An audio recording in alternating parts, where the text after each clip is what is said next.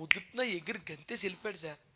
ఆయన చెప్పడం కూడా ఎలా చెప్తాడు? మోషే ఉదయం ఒకటి సిద్ధపడి సేన తెల్లారి పట్టుకు వచ్చేయాలి గంతే.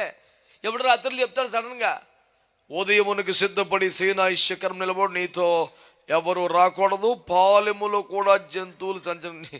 కొండ మీద ఇంకేజీ అంత కొండ మీద ఒక జంతువు లేకుండా మోసే చూడటం అంటే ఎంత కష్టం సార్ ఇది. నేను అనుకుంటాను మంచి కత్తి లాంటి నమ్మకమైన కుర్రలు 10 మంది డ్యూటీ వచ్చి ఉంటారు. మీరు చూసుకుంటే ఏమి రాకుండా కొట్టేస్తాడు యేసు ప్రభు. నీ దేవుడికి యెహోవా సంచరించు ఆ పర్వత సమూహంలో ఎవడు కూడా ఏ జంతువు రాకూడదు అంటే, ఇప్పుడు నేను కుదురుగా ఉండాలంటే ఓకే, జంతువులని రాకుండా చూడండి నాకు ఎంత సాగు ఇది. నువ్వు మట్టికి గడ్డిగా రాకుండా కుదురుకు వచ్చారా పొద్దునంటే అంతవరకు ఓకే. ఎవడు రాకూడదు అంటే ఎవరు రాబాకంటారు అనొచ్చు. ఏ జంతువు కనపడకూడదు ఎంత సాగు. అంటే దేవుని సన్నిధిలో గడుపుటకు మనకి ఎంత సిద్ధపాటు అవసరం అనేది వాక్యం ద్వారా నేర్చుకోవాలి. మనం ఏదో లైట్ తీసుకోవటం, గవ్వ కుర్చేసి కూర్చోవటం.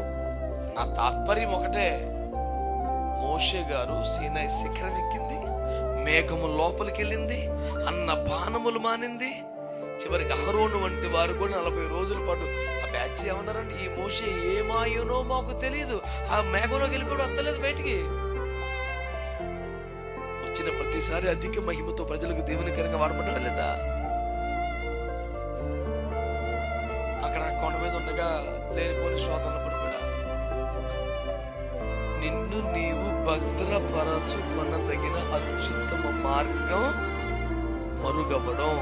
మరుగవ్వటములో అత్యుత్తమ విధానం ఉపవాస ప్రార్థన.